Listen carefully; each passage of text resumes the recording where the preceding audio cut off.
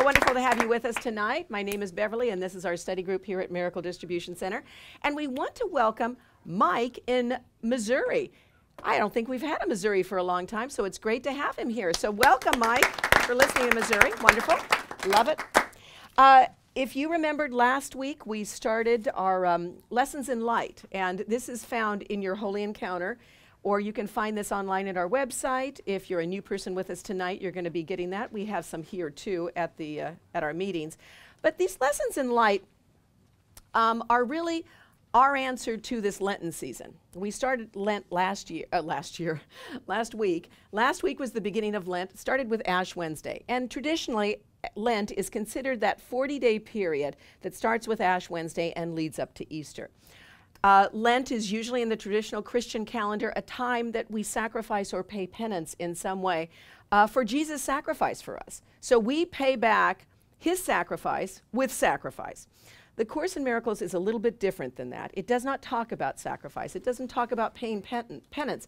It says that what Jesus really wants is us to feel the fullness of life. Jesus wants us to be happy. Jesus wants to experience the love that can come our way as we learn to move past the fears and guilt and doubts in our lives and focus on forgiveness and love. So that's really what these Lessons in Light are about. They're 7 lessons that we will do weekly.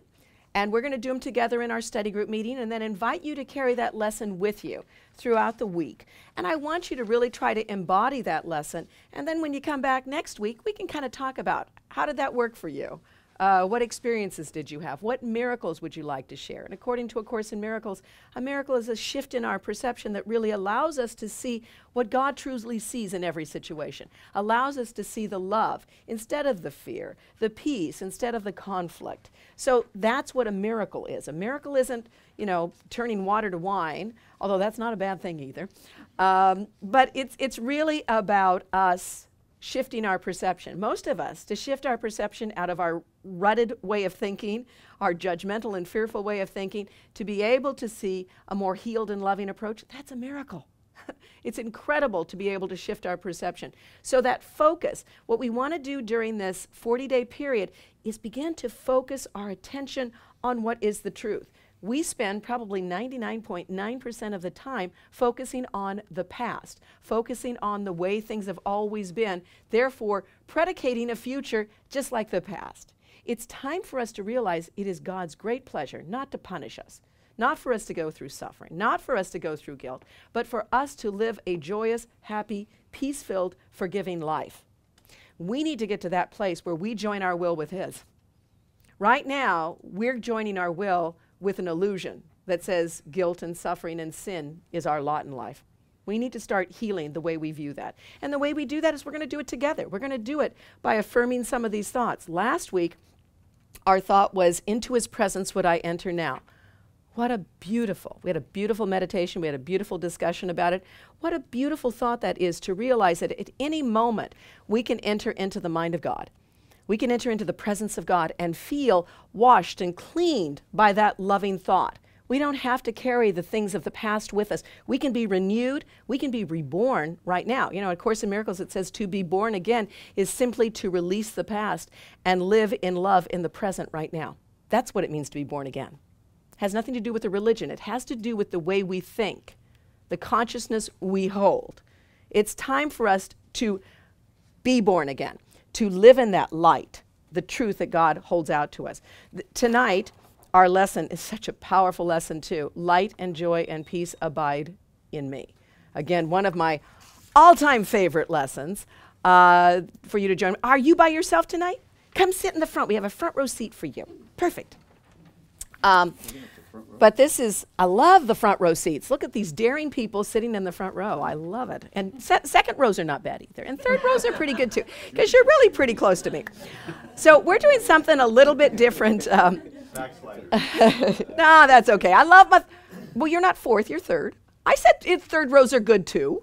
I'm not, and Connie brings food, so third row is always good.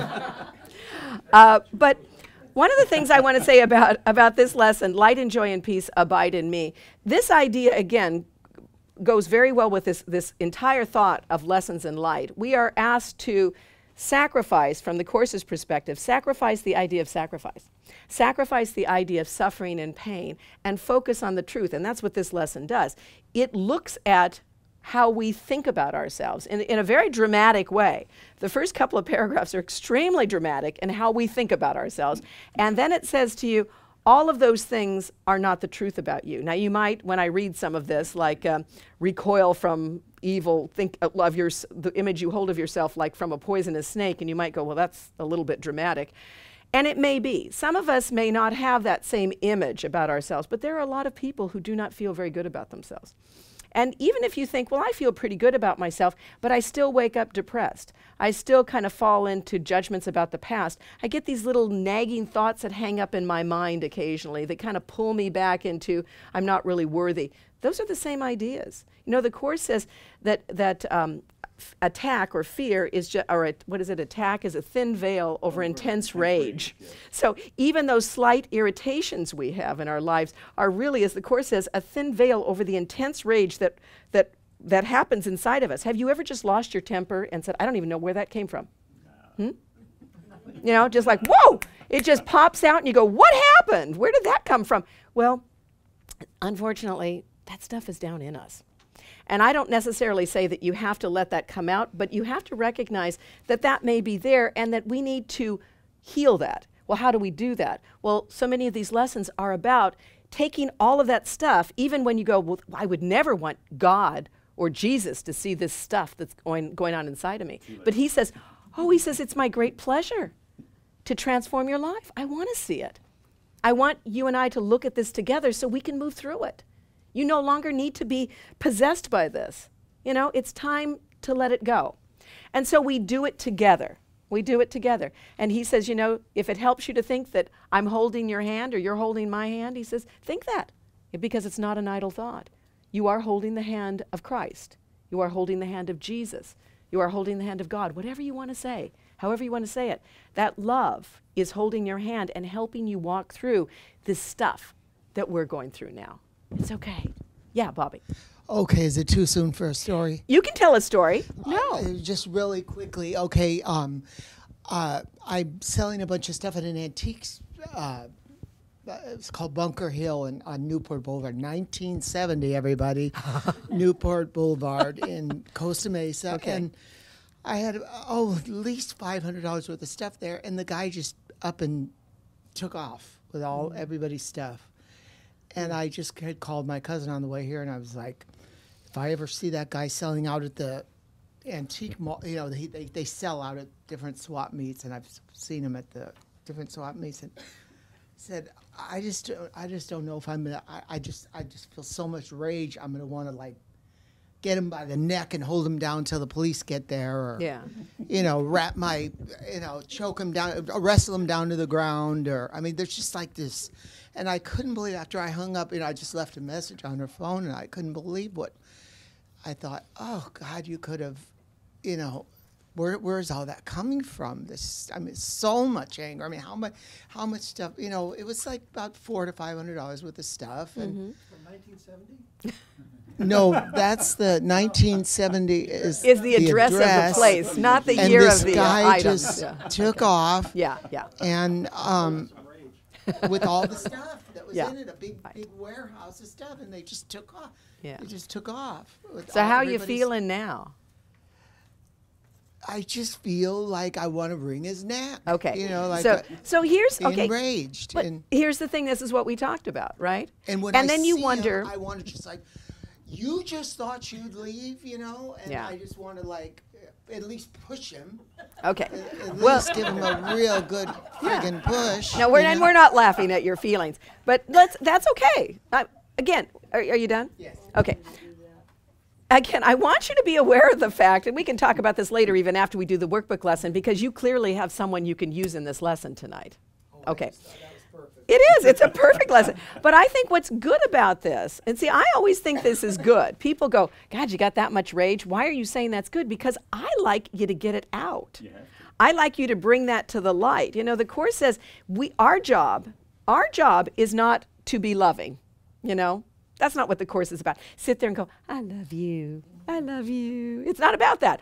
Our job is to see, because love is yours. You don't have to create that. That's already inside of you. Your job is to seek and find all the blocks you've built up to love's presence.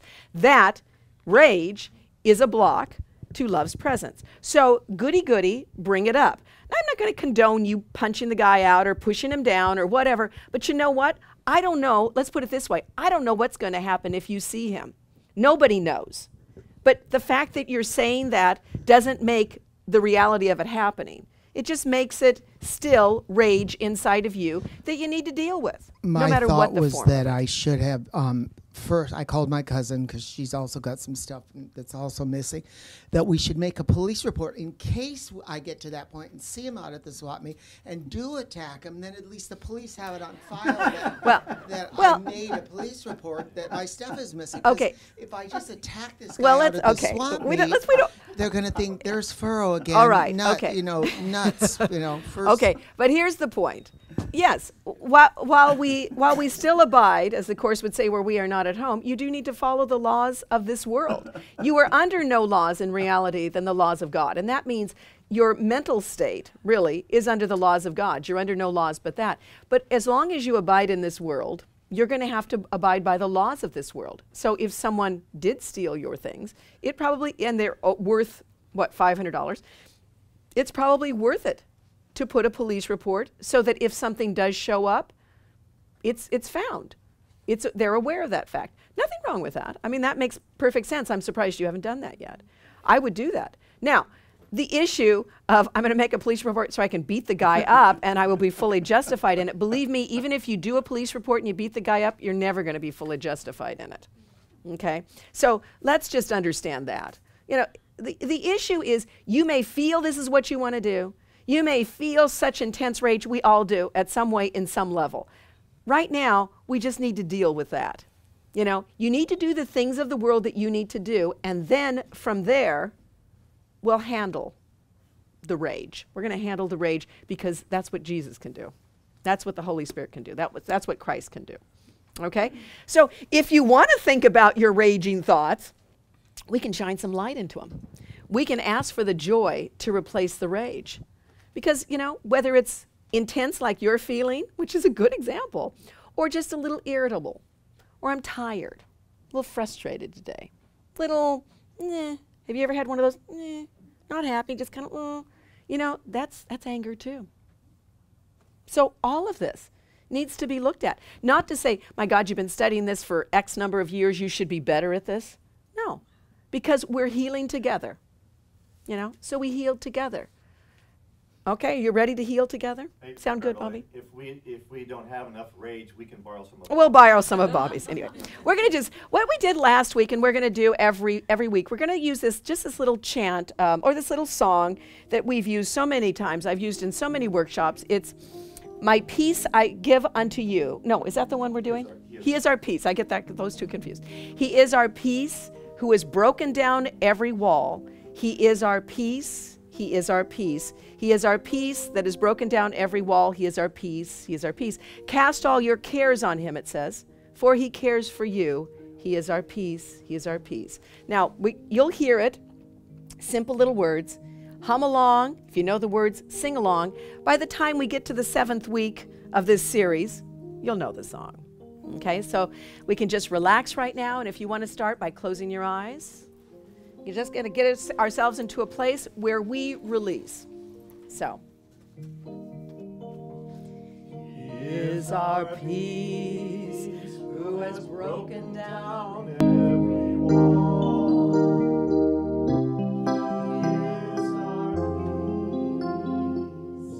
He is our peace. He is our peace, who has broken down every wall.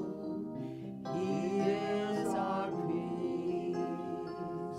He is our peace. Cast all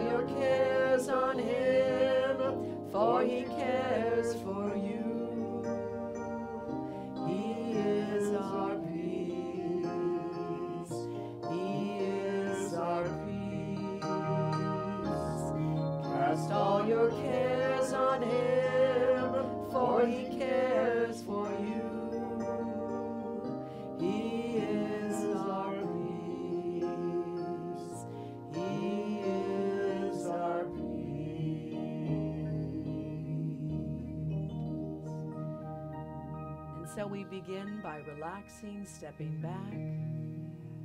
If you can close your eyes as you listen, that's great. If you cannot, it's simply the idea of turning inward. He is our peace. He is our peace. What is it? What burden do you carry with you now? Cast all your cares on him. Why? Because he cares for you. He is your peace. His goal for you is peace. What is it? What fear? What rage? How unjustified you think you are in holding this rage. How unjustified another is in what they did to you. At this moment, none of that matters. We cast those cares upon him because we want to experience that peace. That peace. He cares for us. Cast all those burdens on him. He is our peace. He is our peace. And now, with that awareness in our minds, let's take a deep breath together. Slowly release it. Feel a cleansing breath go through you. Take another deep breath. And let that breath cleanse you of any of those remnant thoughts. We want our minds open, our bodies relaxed, so we might experience an answer for these seeming challenges, guidance in the midst of this world, that peace that passes all worldly understanding. Light and joy and peace abide in me. You think you are the home of evil, darkness, and sin. You think if anyone could see the truth about you, he'd be repelled, recoiling from you as if from a poisonous snake. You think if what is true about you were revealed to you, you would be struck with horror so intense that you would rush to death by your own hand, living on after seeing this being impossible. But these beliefs that are so firmly fixed in your mind, it is difficult to help you see that they are really, really based on nothing. That you have made mistakes is obvious. That you have sought salvation in strange ways, have been deceived, deceiving, and afraid of foolish fantasies and savage dreams, and have bowed down to idols made of dust. All of this is true by what you now believe. Today, though, we question this, not from the point of view of what you think, but from a very different reference point, from which such idle thoughts are meaningless. These thoughts are not according to God's will. These weird beliefs He does not share with you. This is enough to prove that they are wrong, but you do not perceive that this is so. Why would you not be overjoyed to be assured that all the evil that you think you did was never done, that all your sins are nothing, that you are as pure and holy as you were created, and that light and joy and peace abide in you? Your image of yourself cannot withstand the will of God. You think that this is death, but it is life. You think you are destroyed, but you are saved. The self you made is not the Son of God. Therefore, this self does not exist at all. And anything it seems to do and think means nothing. It is neither bad nor good. It is unreal, and nothing more than that. It does not battle with the Son of God. It does not hurt him nor attack his peace. It has not changed creation nor reduced eternal sinlessness to sin and love to hate.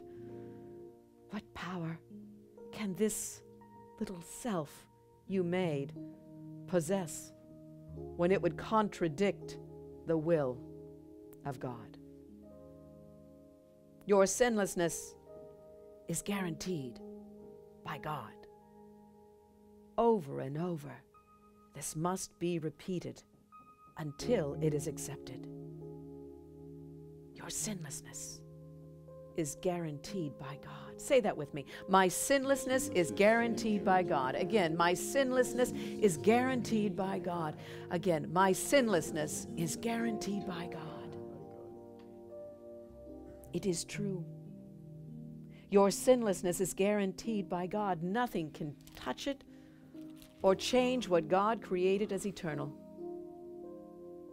The self you made, evil and full of sin, is meaningless. Your sinlessness is guaranteed by God. And light and joy and peace abide in you.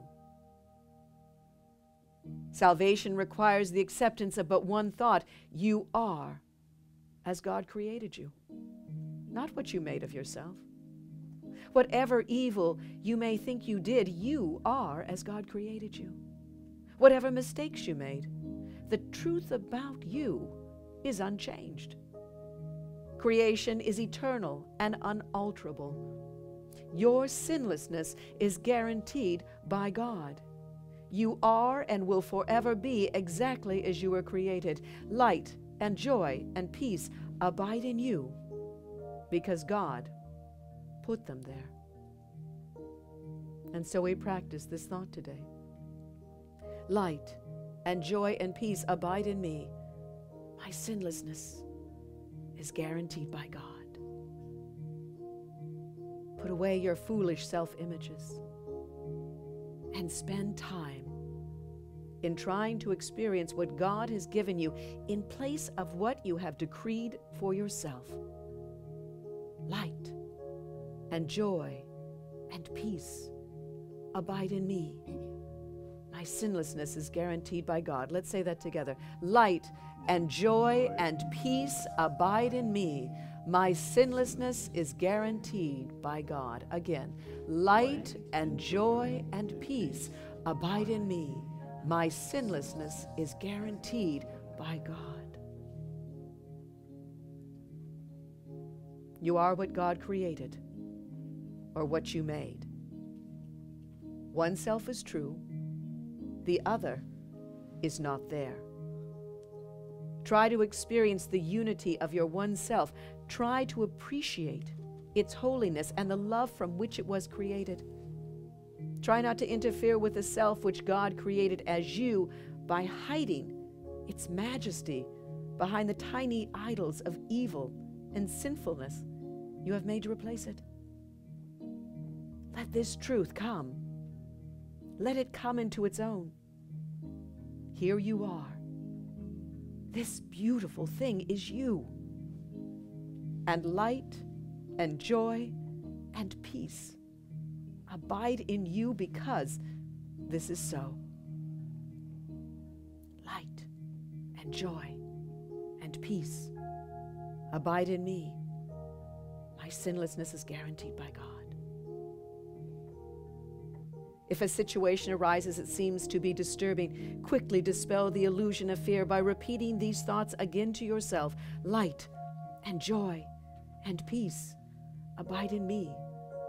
My sinlessness is guaranteed by God.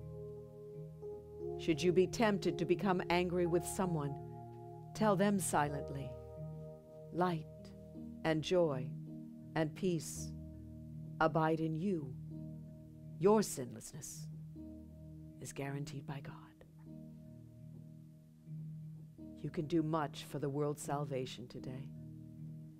You can do much today to bring yourself closer to the part in salvation that God has assigned to you. And you can do much today to bring the conviction to your mind that the idea for the day is true indeed. Light and joy and peace abide in me. My sinlessness is guaranteed by God. Father, we are so grateful for this truth, this awareness perhaps new for the first time in our minds, perhaps revisited over and over again, and yet seems to be ignited newly again. Light and joy and peace abide in me. My sinlessness is guaranteed by God. We are grateful for the example you've given us in the life of Jesus, the constant help through the Holy Spirit. May that Christ shine forth tonight in this gathering. We ask that that Spirit be our eyes, our ears, our hands, our feet, our words tonight, so that every expression this evening may be kind and loving and a reminder of this truth, that light and joy and peace abide in all of us. Our sinlessness is guaranteed by you. And what joy reigns on this planet.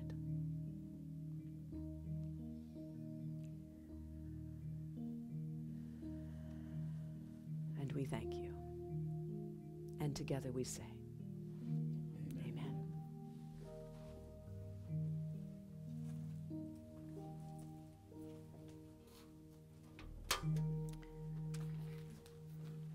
Thank you. Isn't that a beautiful lesson? Such a powerful lesson. Were you able to put the guy in your good? You know, you should start. You know, no. See, I think it's good to never feel foolish. And you know what?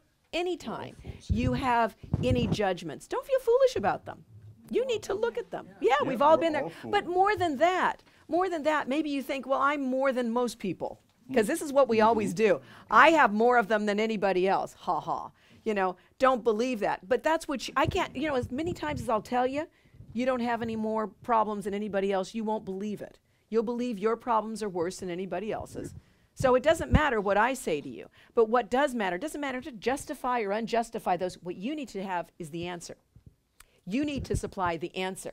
You don't have to sit here figuring out how I got into the problem. Why is the problem happening to me? Why is it happening yet again? Why are the whys and the what fors? The fact is, that's the world. You need the answer. You want the answer. That's what we want. These lessons that say you need to remember who you are. There's some very powerful thoughts in here. Extremely powerful when it says things, and we'll talk about it. It says salvation requires the acceptance of but one thought. You are as God created you, not what you made of yourself. Think of that. God is saying light and joy and peace abide in you. If you're not thinking that, then you are going against his will. God is saying light and joy and peace abide in your brother. If you don't recognize that, you're going against his will. And now I know clearly in your minds you're going, uh-oh, I haven't thought that about myself, and there are a few people that I probably haven't thought that about either. So what that's saying is, then we are going against his will. Now, what does this say? Going against his will is going to get him really pissed off? Going against his will, lesson 93. Going against his will is going to cause him to flood the earth? Going against his will is going to do anything? No, he's not going to do any of those things. What it means is by going against his will, you don't know who you are. By going against his will, you don't hear his voice. By going against his will, you don't feel that internal deep peace that is his gift to you. So you go, well, why doesn't God answer me? Well, he does. You're just not listening. There is not a question you have asked him that he has not answered. There is not a need that you have that he has not met. But we don't still our minds enough. Our minds are so filled with all of this other stuff. So before we can get to anything else, we have to still that mind. Now, Bruce sent me something. Can I just mention a little bit? He just said, I still my mind maybe for a minute, and then that crazy little monkey mind goes off.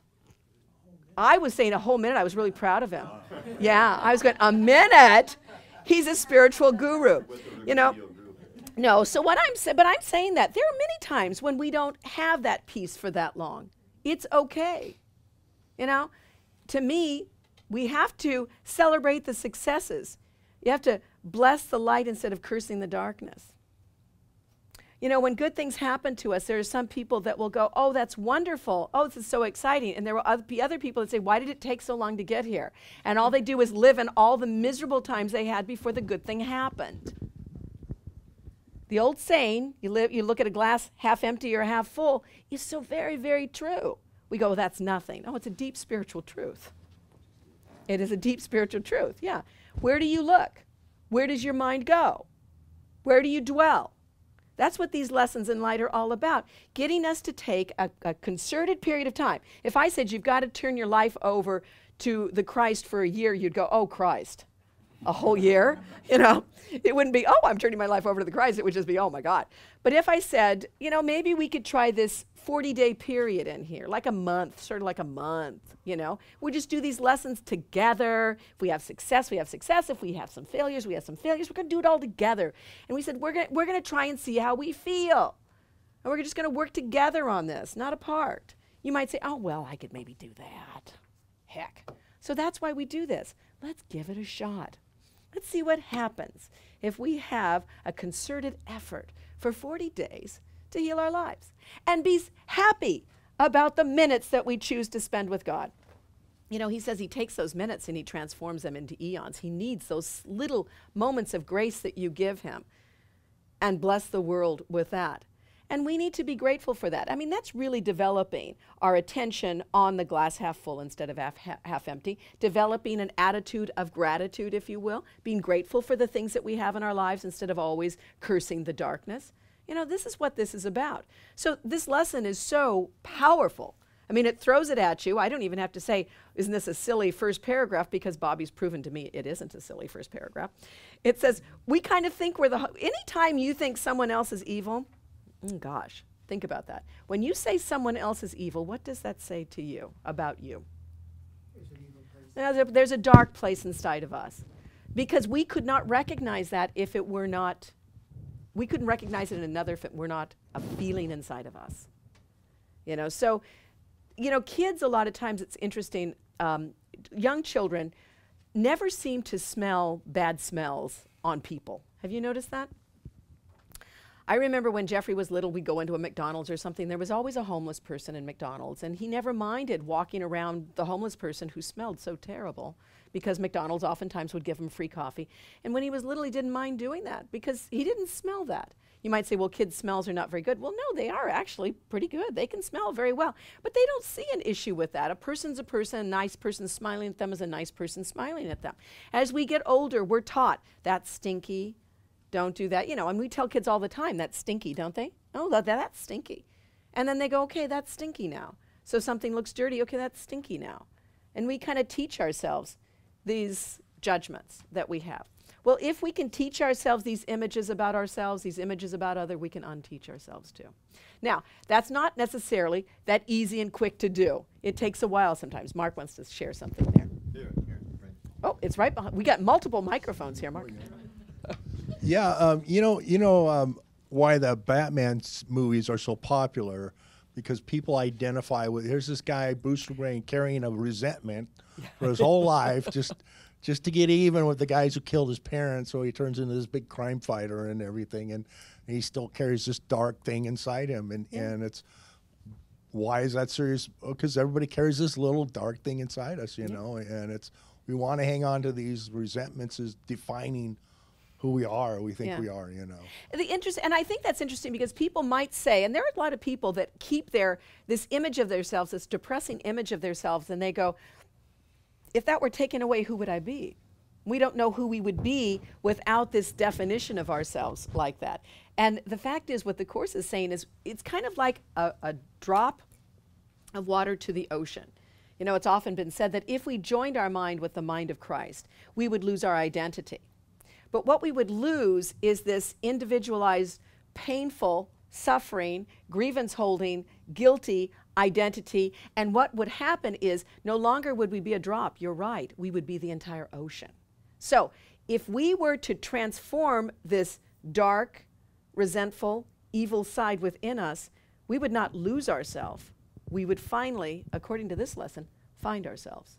We would find that we are the wholeness of life, not the bits and scraps and leftovers left on the plate of life. We get the fullness of life, not just the little, you know, junk, the leftovers in the refrigerator. You know, many times I'll cook a dinner or something, you put the things in the refrigerator and you think, it was really a good meal, and then you put it all away, and then you go and you're looking, I don't want that little leftover. You know, you go back and look at it like, it was good when it was all together and everything, but now look at this all piddly thing. I don't, you know, but this is what we think we're deserving of, just the little leftovers in the refrigerator of life.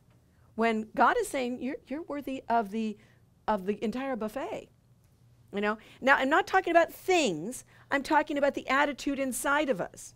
So that whether we have the things or not will be unimportant, because we will have an abundant consciousness within ourselves. And when you have an abundant consciousness in your mind of who and what you are and who and what everyone else is, there is no lack. There is no loss. There is no limit. And that's what this is saying. Because the things you think you are not the truth. That's why I look at that. That first one says, you think you're this evil place. And you would, if you really looked at yourself, a lot of times we don't want to look at ourselves because we go, I don't want to look at this person I am. If I can get so angry so fast, I don't want to look much deeper than that. But look, because you are the Holy Son of God. That's what it's saying. Don't think that you would need to recoil from yourself as if from a poisonous snake. Yeah, did you want to say something, Doug? Yeah, along with what you just said, sometimes it's kind of easy to be peaceful by yourself, but the hardest thing is being peaceful around other people. Well, that's why the Course in Miracles, and the beauty of the Course is it's about our peer relationships. It says, you know, and it's true, it's easy to be peaceful around yourself, but you know what? Have you ever noticed in a meditation stuff way back from the past comes up? Irritating thoughts, maybe about high school? Anybody have any issues about high school that still might come up occasionally? They're just like, those people were really mean to me. You know, or those people did thus and such, or I did thus or such. Stuff comes up sometimes when you're by yourself that you'd be surprised. So to me, the Course is saying, this is a course in dealing with your guilt now. So yeah, it's asking you to get out in your job. It's asking you to get out in school. It's asking you to get into those relationships. It's asking you to deal with those friendships. It's asking you that you're going to have to be in the midst of all of the things of the world, so not to run away from them, but so that God can quickly heal your life. This is a quick course. People go, really? Yeah. This is a speed course in spirituality. But remember, a speed course in spirituality takes a while. You know, they say that long periods of silence and meditation, you know, that's kind of the Buddhist way of doing things. That takes a long, long time. The Course says, no, we're going to heal your life now, but you're going to have to face your guilt, you're going to have to face your fear, and you're going to have to face this darkness that you think is inside of you. But I want you to know that as we do it, you will not be alone, that I will be there with you. And so as we begin to hone this truth inside of ourselves, we get to look. So yeah. It comes a lot faster when you do these lessons that's asking you to look. A lot faster. Couple of things. Oh, Okay, I had the microphone for a half hour now. Don't be judgmental now. Sit in the front row. Yeah, there's no time, right? Exactly. All right, go ahead, There's hon. always some smart answer to, you know, I when you know it. Just, show a grievance here. just say your comment. No, I kind of want to go back to Bruce. See, that's how long I've wanted to make a comment since Bruce made his comment. No, I like what you had said about Bruce when he said, you know, I held it for a minute. Because I noticed the Course, and exactly what you're saying now, is that the Course is kind of like the celestial speed up. It doesn't mean you're going to have any less times when you have in your life when these moments are going to come back up about an old grievance or something you felt like you've left it behind, you know, eons ago. But all of a sudden it creeps back up. But what I do notice from going through, you know, the lessons many times and from disciplining myself to do this, and even though I don't have to have a 5-hour meditation, because I never do anyway, but to achieve this peace, because you have done it, it is a muscle there that's kind of latent, as it were, but you learn how to access that muscle so much quicker, I think, because you realize any of your fighting against that is going to be purposeless. But the minute you acquiesce to that power within you and say, hey, something greater in me that's within me that's going to allow my light to shine or for me to have peace over this event, it can happen in a split second. You know, holy instants are hours, just in the case of our release to let them happen within us. Yeah. And I find that when this does happen to me, when old grievances come up, you know, they do often, because all of a sudden you think you're done with them, but our healing is why we're here in this illusion. It's never really complete. But we can have a quicker resolution of that because we have done the work. And it's so much of a greater way to live, because it takes us a lot less time to get back to that place of peace. Right. Yeah. Okay, Frank. So many things I can't remember now. One of them, during the meditation, when you came to the part about saying to someone that upsets you, I saw, I didn't visualize it, wasn't conscious. Bobby at the swap meet, he sees the guy and he says, light and joy and peace abide in you. Your sinless is guaranteed by God. The guy is so shocked and he's just like completely open instead of, it just happened. It's like, wow, I thought, and when Mark said Batman, I thought, well, maybe Batman would just use that line instead of smashing them off the building. And there's something else, and I can't remember now. Well, you never say never. We I never know. The other thing, too, Paul, you're so right. When you do this practice, what was the lesson from last week, the first one? Into his presence would I enter now. Exactly. And I was doing Lesson that 157. along with Your Grace has given me, I claim it now. And it's basically what's been happening for me more and more is seeing all the crazy thoughts and just going, Yeah. that's really interesting. Yeah. But from a place that's still calm. Right. And I see all those crazy thoughts, and then you go out in the world and you see people doing like crazy things, and you can see that's you can separate from it and see them separate from what they're doing. Right. It's really been powerful. Right. Yeah. But again, too, I always bring this up. I've had some incredible meditation, staying in that peace, maybe for 3 or 4 minutes. Yeah. Longer than that. And then I go out, and I'll hear myself raging at somebody in the front. Who was that? Where did that come from? I wasn't upset. I wasn't angry. I was in a great place. And I'm listening to this crazy person scream. Yeah. It But does. see, It'll bring that out. I and think that it is does. good. And Yeah. I looked at it without saying. Without wasn't- judging yourself. Exactly. Yeah. That's hilarious because that isn't how I'm feeling. I think it's interesting because I think our egos do like to do that. It's like when we have Oh, these yeah. peaceful times, it's like, let's just see how you stay Suspicious at best and vicious at worst. in that. Yeah. So it's, again, don't be so hard on yourself when these things happen. get to be We're working through it. It is the judgment or the guilt that we put upon ourselves that becomes the greatest problem for us. One last thing, though. My brother was basically a juvenile delinquent, going to police, calling my mother all the time. And I said, I'd done something that was not nearly as bad. And she said, well, we expect more of you. Yeah, well, we need to expect, we just need to expect more of all of ourselves. And when I say expect more, not to act any differently, but to know that light and joy and peace abide in us. We need to expect that. My brother would just laugh, though. He's behind my back saying, Yeah. Well, but I really do believe, to me, the Jesus and Lazarus, the story of Lazarus, to me has always appealed to me because I felt what Jesus did in that situation when he called upon life in the midst of death, he commanded the truth in that situation. We know the story of Lazarus. Mary and Martha came to Jesus and their brother was dying. He was good friends with the family, and I always say this, that Jesus kind of dawdled. He took his time getting there. And he kind of sat and drew in the sand and, just kind of waited. And then when he finally got there, Lazarus was dead. And they said, oh, if only you'd gotten here sooner, I know you could have saved him. And his whole idea, I'm sure the whole message was, I don't have to get here any faster to dispel death. It isn't real. I don't have to get here any faster to dispel guilt or fear or doubt. It isn't real. So in the midst of, to me, these stories are all metaphorical, So in the midst of what seems like the world's greatest stop in your life, death, the greatest end, the greatest triumph that the world has to lord over you, Jesus commanded in that moment, what? Life. Lazarus, come forth. Lazarus, come forth. He didn't say, oh my God, he's been dead for a while. It's going to stink when you move away that stone. Let's not do that. He didn't notice the stink, did he? Kind of like the kids. He went for life. He went for peace. He went for joy, if you will, metaphorically. What I'm saying is he went for the truth in that situation. He was not deterred by what the world showed him. How many times you get mad, how little you can hold on to your peace, how many times you're bad at doing your workbook lesson, how many times you do not remember God, how many times you rage at other people, how many times you rage at yourself, how many times you get up depressed, how many times you get up blah today. He didn't care about that. He commanded in that moment the truth. Learn. In the moment that we go through these things, you need to command the truth. You need to command the truth.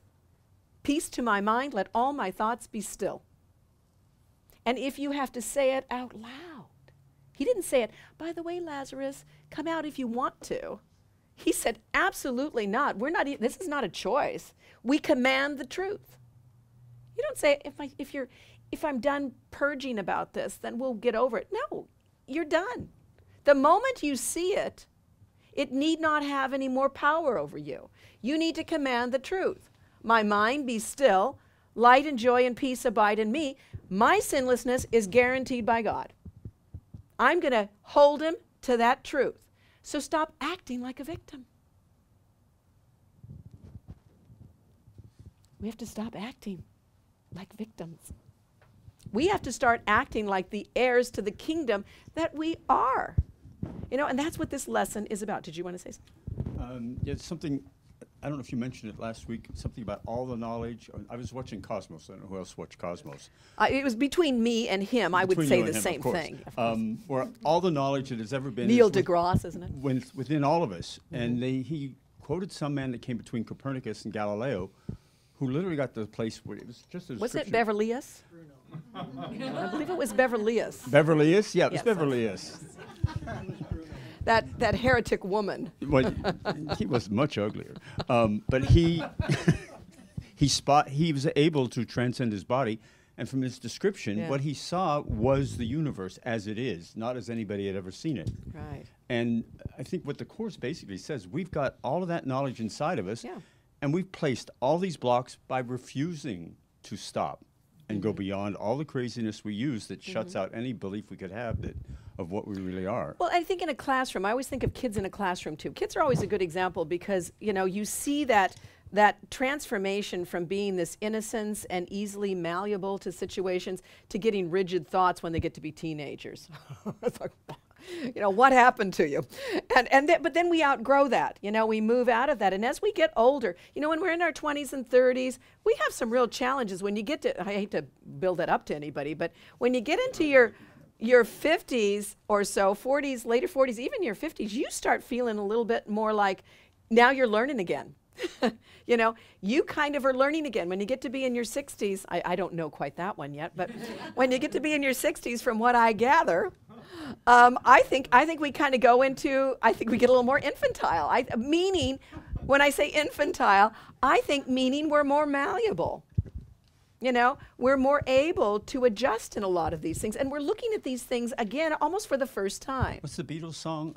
Oh, so young and oh, so self-assured. And then when you get older, Yeah. I can't remember the I lyrics. can't either, but I mean, I think that's very true, and I don't think there's anything. Yeah, she loves you.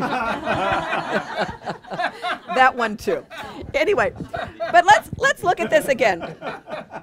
I was thinking, oh, I know what it was. We were talking about holding the bar high, and I was thinking how in classrooms many times, you know, I was always amazed when Jeffrey, our son who's 15 now, when he was going through, you know, third grade and second grade and at kindergarten. See, at the kindergarten level, they were writing and reading.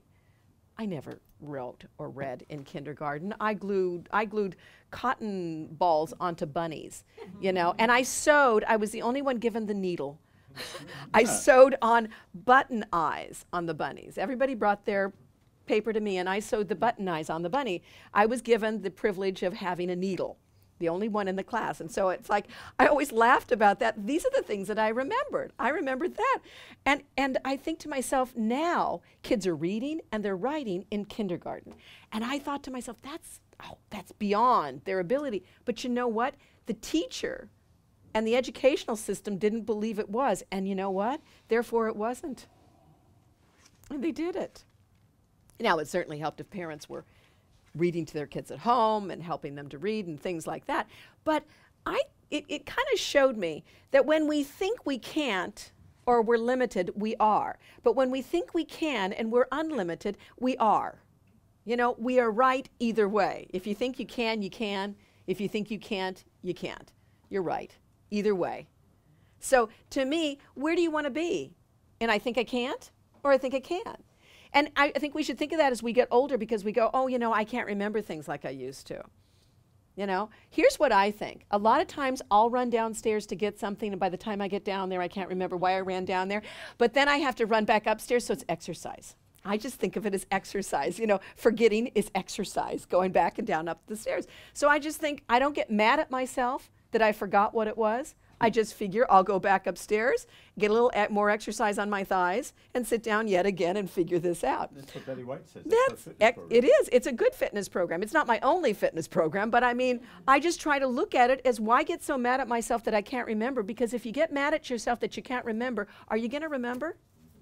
No, you're not going to remember. You're not going to remember anymore when you get mad at yourself. Anyway, look at that second paragraph. It says, because we have this image of ourselves, these become beliefs that are so firmly fixed that it's really difficult to help us see that they are based really on nothing. So these angry, raging thoughts about ourselves, these unworthy thoughts, it says, are based on nothing. The second paragraph in this workbook lesson 93. That you have made mistakes, it says, is obvious. Okay? We've made mistakes, right? We've done silly things, gotten upset over silly things, said silly things to other people, put ourselves down. It says that you've sought for salvation in strange ways, have been deceived, deceiving, and afraid of foolish fantasies and savage dreams, and have bowed down to idols made of dust. It says all of this is true by what you now believe. And you understand what that's saying? That you have sought for salvation. In essence, sometimes we say we'll feel better if we make somebody else wrong. That's our salvation. If we get rid of this person, get rid of this job, we'll be happy. Not that you cannot leave a job, not that you cannot divorce a relationship. None of those things it's asking or telling us we cannot do. It's just saying if you see that as your salvation, you're going to be sadly mistaken. Now, you may do those things, and that's okay. But don't equate that with that's going to make my life better, because you're still left with you. And you're half of whatever that was about. So you still have to deal with you, okay? So that's what this is saying.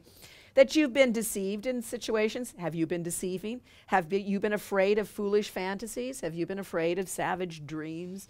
Have you bowed down to idols made of dust, meaning that you've placed your salvation in money, or you've placed your salvation in your car, or you've placed your salvation in a job, placed our salvation in a lot of things that disappoint us? No doubt. This world is not meant to make you happy. And it really doesn't. But that doesn't mean that within this world you cannot be happy. It just means that you will never be happy by searching for your salvation outside yourself. You can be happy within this world, but you are the one who is going to have to be in control of that. It's never going to happen by the world changing. It's going to happen by you changing. There should be a microphone there, Bill, but wherever it is. Oh, there it is. I have a ton of little books on my Kindle, and I forget where I get them, and I can't remember which one I was reading this week, but it said exactly that. The paragraph in this that stood out was God doesn't want to change the world or want the world to change. Mm-hmm. He wants us to evolve. Yeah. And that's what we picked it for. Right. Somewhere early in the course, Jesus says, hey, you knucklehead. Well, he said that in mine. Yeah. I was there as a human, so I know what you're going through. And the Buddhists say that, Thich Nhat Hanh, and they say, yeah, we have the anger. It's tough, right, when you're going through it. Sorry, I really thought you meant 1970. When you're going through it, it's raw, but it's there so you can say, oh, that's a part of me. Right. And when they meditate and those thoughts come up, that's what's supposed to happen. Then you say, oh, look what I'm thinking of. Right. Calm yourself and then look. So the world is here so that we can keep practicing. And if you leave that relationship or leave that job, you're still taking your issues with you. Right. And that just really struck me, and I think that's what I keep hearing all through tonight, is that the world is here as it is for us to evolve. And of course, even tells us this, it says, here's how it talks about healing. It says that I choose that I be a friend to this world. Not the world be a friend to me, but that I be a friend to this world, meaning that I no longer see it as bad, but an opportunity for me to heal. Now, that doesn't mean that our salvation is found in the world. It means that the world just is there, and I use it in a way that can help me, not harm me, that can produce my healing, that can kind of speed my healing along, not see it as something that's working against me. I think so many times we get up and go, what's the day going to show me? What do you mean, what's the day going to show you? It's going to show you what you want it to show you. That's what it's going to show you. You're not victimized by this world. That's truly up to you, how you're going to be experiencing this world. Not up to the world. The world as such happens. The Course even says it takes great learning to understand this, that all events and situations are gently planned by one whose only purpose is your good. Now, see what it said in the beginning? It says it takes great learning to understand this. Great learning. Nobody gets that. This takes a lot to get that whatever's happening to you in your life is not a bad thing. We don't understand that yet. Some of us just scratch the surface of it. I talk about it, but living it is quite another thing. It is easy to say, and it sometimes looks as if that person is persecuting you. It does seem that the world just seems to dish on more SHIT than you choose, right? It just seems like more crap. I'm stepping in more doo-doo than everybody else. It sometimes seems that way. But what this is saying is it takes great learning to understand that all that doo-doo and all that shit is gently planned by one whose only purpose is your good, you know? So to me, the great learning part of that sentence is always overlooked by students of the course. And you know why? I think your ego wants to overlook it because it wants to say, see, this course is a bunch of shit and crap. And you think you're You so know? good at it. Yeah, you think you're so good at it, but you keep stepping in the doo-doo. Don't. You know? It's time for us to kind of move from this by looking at what we do, where we dwell, and not getting mad at ourselves because we do, but recognizing I no longer need to dwell there. That is not worthy of a son of God. Can I have Connie? Oh, yeah, sure. Go ahead, Connie. Yes, thinking about that learning part, I think I can address the over age 60 crowd in saying that, you know, I do feel myself that many things that I thought I knew, I'm learning in a new way. Yeah. And I think something that comes with that is just perhaps a level of openness or something, you know, that seems to happen. I think you're comfortable too. Yeah, I notice I have children in their late 20s and 30s, and they are, just as you say, quite closed in some ways because they think they know it all. And, you know, I mean, that I was that way as well. Sure. And I think looking at it from a point of view of sociology, that's kind of a necessary thing. I think so. People in their 30s, 40s, these are the people working hard, raising children, maybe helping out elderly parents and so forth. You know, they're people who are doing. And as you get older, you have less of that. And you know, it allows your mind, I think, to become a bit more open. At least that's my point of view or what I've experienced on it. But there's a part in the course that came up in my mind during this discussion. I just love this sentence. It says, "You do not ask because you think you know." Yeah, that's right. Yeah. And every time I read that, I'm like, yep. And I have to be vigilant about thinking I know all the time. I don't know. And as soon as we open up, we can learn that new way of teaching kindergartners to read and so forth. Yeah, having great faith that Amazing you will what we make can it. do. You will make it. You're going to do fine. You know, having that And kind of things faith. can be done far beyond what you thought. Absolutely. could be I think done. Marilyn, did you want to say something? Or you can say after. Okay. With ladies. last week's, thanks, Frank. Last week's lesson, you encouraged us or challenged us to Do it. revisit that Yes. lesson. Uh-huh. So I think it had some effect because there were some times where I was wanting to bring, you know, my problem forward and then bring God down to it. Uh-huh. And then I stopped myself. And I thought that was a good thing. I thought It that is. was good for me. That's a very good stop. Yeah. Mm-hmm. And then the other thing is tonight I was driving here. I said, oh, I'm looking forward to hearing some miracles. And then I said, well, I am in a miracle. Yeah. So that was really good for Yeah. me. Wow. Yeah. Yeah. You're a miracle right now. You're in the midst of a miracle. Yes, that's it. We got to stop thinking, let me hear somebody have something good to say. Yeah, you're the good thing to say, you know. I think it's important, too, what Marilyn said. I'm not sure if everybody understood that. You know, the Course basically tells us, here's our problem. We have our life. Our life is going on, and when certain things don't go on well for us, we go, God, get down here and fix this. Here's the problem. And what we do by that are a couple of things. First off, we limit God. We say, just work within the parameters of the problem that I have here. Come into this because this is real. I know this is real. And what that does is it solidifies in our mind that what's going on is real. It's really what Connie was saying, you know. I mean, this is not the real answer here. This is not what's really going on. For one thing, most of us don't know what's going on when there's something going on. Have you ever been in a situation where somebody says, I know, you go, well, this is the problem, and the other person goes, that's not the problem at all. That's not what's going on. That's not what I said. Haven't you been in an argument where that's the big thing? You don't understand what I'm saying? So if you don't understand what somebody you're talking to is going through, you probably don't even understand. Have you ever said, I don't even know what I mean by that? You ever said that? Everyone has to nod because I know you've said that before. I don't even know what I mean by that. Well, if you don't know what you mean, you don't know what the other persons do, you don't really know what you're saying, how do you have any basis to say, God, fix this situation that I think is real? You don't.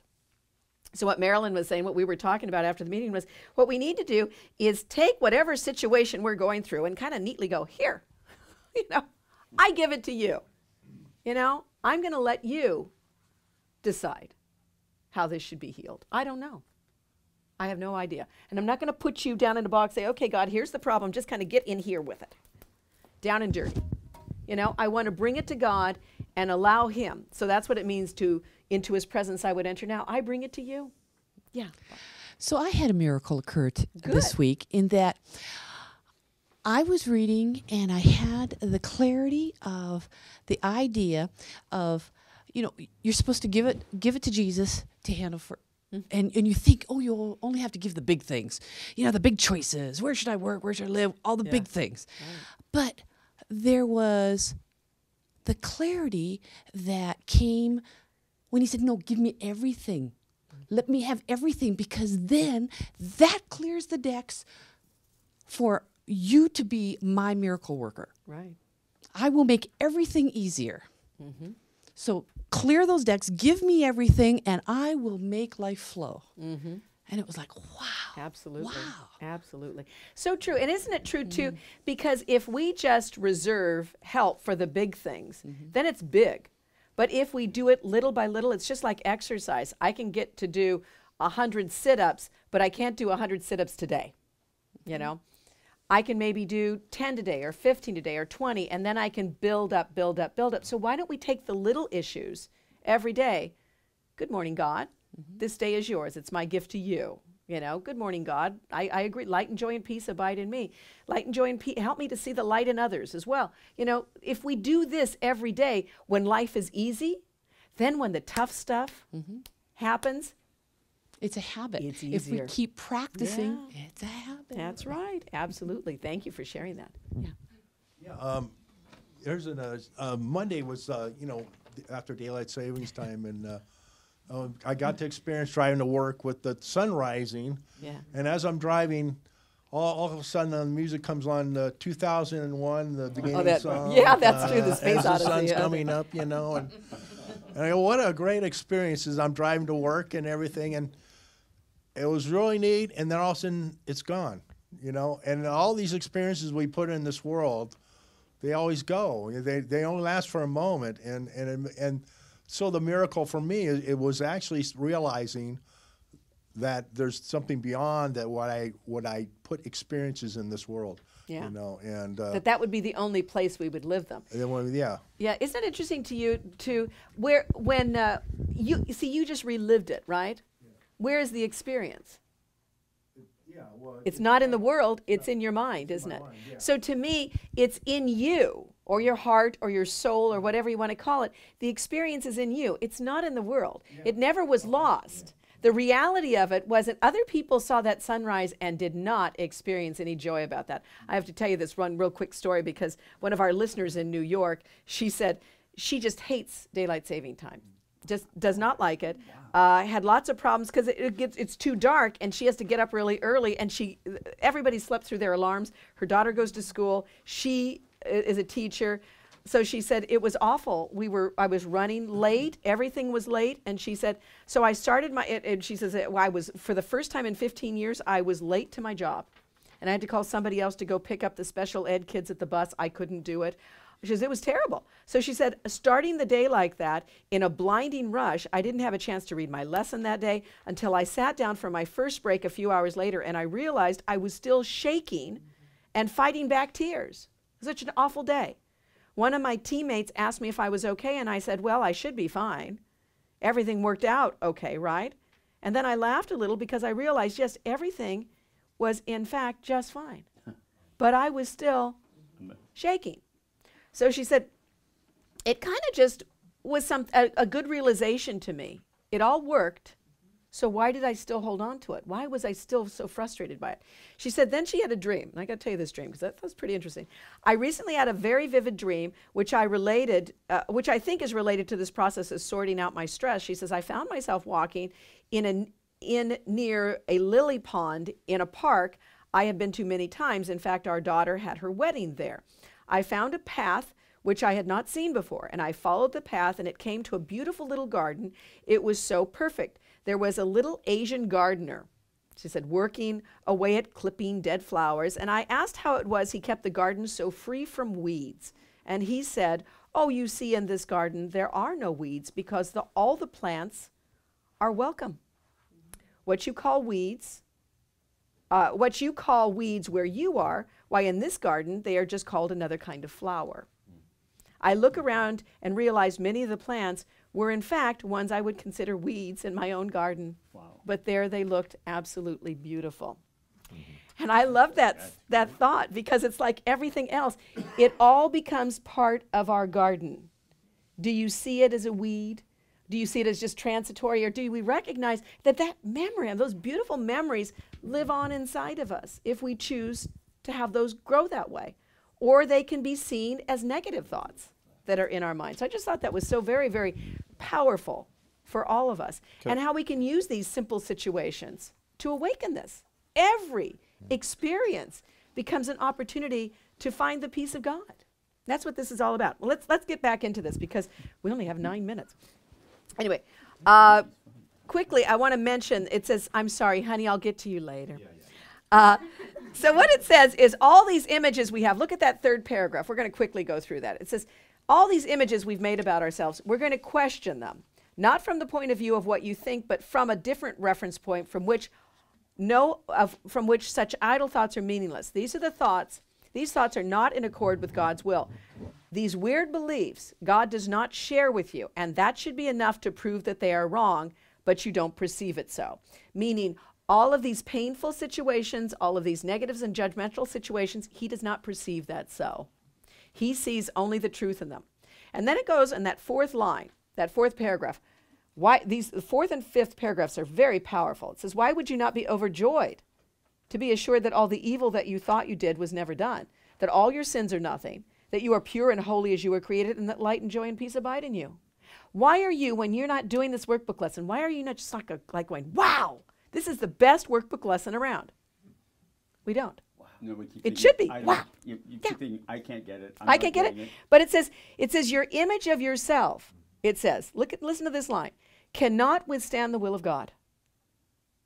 The image of yourself cannot withstand the will of God. And here's the kicker. You think that this is death, but it is life. That's what I said. You think you lose yourself, but what the Course says is you find yourself. You don't lose your self-identity. You lose your ego. You lose your pain. You lose your suffering. You lose your darkness. You lose your guilt. You lose your fear. You lose your inadequacies. Would you like to lose those? Amen. That's what it's saying. You lose those, but you get yourself finally. You know, the thing you only get little glimpses of from time to time. This wow, me. That wow, that we only get a little bit. When you lose that other stuff, you get that. Why would we not be overjoyed? You think you're destroyed, but it says you are saved. Because you're not used to it. You're afraid of it. We don't know what that means. It means everything instead of nothing. That's what it's saying. So look at the fifth line. The self you made, this image of yourself, this limited, is not the Son of God. Therefore, it says this self that you have made simply does what? Doesn't exist. Doesn't exist. Doesn't exist. Doesn't exist. Can I say that enough? Doesn't exist. This is not who you are. And anything that this thing that doesn't exist seems to do and think means nothing. Nothing. It is neither bad nor good. It is unreal and nothing more than that. It does not battle with the Son of God. It doesn't battle with Christ. It doesn't battle with God. It doesn't battle with Jesus. It does not hurt him nor attack his peace. Doesn't attack the sovereignty of our reality. It has not changed creation nor reduced eternal sinlessness, the truth about us, to sin and love to hate. What power can this imagined self you made possess when it would contradict the will of God? Nothing. It can do nothing. So allowing it to go does not diminish you. It empowers you. And it is God's goodwill to help you do that, to help you release that. So it says your sinlessness is guaranteed by God. What does the next line say? Over and over, this must be repeated until it is accepted. So what it's saying is, you go, well, that should just be enough. My sinlessness is guaranteed by God. And it says this constantly in the Course. This must be repeated 1,000 times a day until doubting ceases. This must be said over and over again until it is accepted. What does that sound like? It sounds like a little, Course would say, vigilance for the truth, for God and his kingdom, which means you need to keep saying it. You need to keep saying it. You need to keep saying it. And you go, but isn't that enough? I said it 5 times. Oh, come on. You know, when a kid wants something, I want this, I want that. How many times do they say it? Till they get it. So how many times should you say it? Till you get it. Till you get it. You know, come on, guys. This isn't hard stuff. It says it is true. Your sinlessness is guaranteed by God. Nothing can change it. Nothing can change what God created eternal. The self you made, this thing that seems to be evil and full of sin, it says it's simply meaningless. Your sinlessness is guaranteed by God, and that light and joy and peace abides in you. Then the 7th paragraph. There's some really powerful paragraphs in this lesson. Number 7, it says salvation. Listen to that. We started this section off with this. Salvation requires the acceptance of simply one thought. What does it say? You are as God created you, not what you made of yourself. Okay? You're as God created you, and we say that all the time. That's said all the time in A Course in Miracles, but you have to add the other thing. Not what you made of yourself. Not what you made of yourself. Whatever evil you may think you did, it says it doesn't matter. You are as God created you. That is the truth about you. Now, that doesn't mean that then, okay, so a criminal can just rob anybody and then just get away with it. That's not what this is saying. It says the truth about them is never changed by any external actions. But we may have to, as long as we abide in this world that is not our home, atone for it in this world. Absolutely. Because you know what? When you do something harmful to someone, it doesn't help you if you do not in some way accept responsibility for it. Not guilt for it, but responsibility. A child, when they do something purposeful that doesn't help them, to help them to accept responsibility for their actions helps them. It is not helpful for them not to do that. Same thing for us. We must accept responsibility for the actions we do in this world. That's how we release our guilt. Or it perpetuates. They blame the other one. And that doesn't help either, but it never helps. It says, whatever evil you may think you did, you're as God created you. Whatever mistakes you made, that's why this is such a good paragraph. The truth about you is unchanged. Creation, it says, is eternal and unalterable. Your sinlessness is guaranteed by God. You are and will forever be exactly as you were created, and that light and joy and peace abides in you. That is the commanding truth you must place in every situation. Then it simply says, here's your how-to. Look at number 4. Put away your foolish self-images. So here's what we need to do. Put away our foolish self-images, all the things we think about ourselves, and spend time. Spend the rest of the practice period. I'm sorry. Put away this. I'm sorry. 4. You can, whatever you want to say, put and practice the rest of this time, or just spend time in trying to experience what God has given you in place of what you have decreed for yourself. That's a huge one. Because the things that we've decided we are, the images we've decided we are, or the images we've decided other people are not the truth. They are not worthy of a son of God. So we need to spend time in, as those images coming up, just kind of saying, let's put that in a cubby hole for a while. Let's just put that away. That is not the truth. Or let's give that to God. You know, let's give that to the Holy Spirit. These are not, these images, and you might even say, well, some of these are good images about me. Just give them to him. Doesn't matter. Good or bad. Any of the attributes you have about yourself, just place them in his hands. He will purify. What is valuable, he will save. What is not worthy, it'll be gone. Not in pain or suffering, in loss or lack, but simply because it is not worthy of a son of God. That's all. You want to become the fullness of God, not the limit. You know, so it goes on to say, you are what God, this is a great contrast. You are what God created or what you made. One or the other. Okay? One self is true, the other just isn't there. It didn't say it's not true. What does it say? It doesn't even exist. That's what the Course is constantly saying. This is not a dualistic system. Dualistic system means there's right and wrong, there's love and fear, there's good and bad. It says there is only love, there is only good, there is only. Nothing else exists. So that's a huge statement for us. When we focus on what does not exist, we're just giving power, it says basically, to nothing. Okay? Try to appreciate its holiness. This is where you were created. Try not to interfere with the self God created as you by hiding that reality behind the tiny idols and evil and sinfulness that you have made to replace it. So it says what? Repeat. I am as God created me. Light and joy and peace abide in me. My sinlessness is guaranteed by God. Not just for you, but how about people who irritate you? Light and joy and peace abide in you. Your sinlessness is guaranteed by God. And then it says this, in that fifth line, just the first one, it says, you can do much today for the world's salvation, simply by affirming this truth, simply by beginning to recognize your reality and what the world is here for. Not for your suffering, not for your pain, not to command armies, but for your peace, for your healing, and to be, as the Course would say, either a stairway to heaven or a doorway to hell. What shall it be? The choice becomes ours. Light and joy and peace abide in us. Our sinlessness is guaranteed by God. That needs to be repeated over and over and over again and commanded until we get it. Okay? And with that, we need to say good night to our lovely listeners. Good night. We'll see you next week. That was a celestial speech.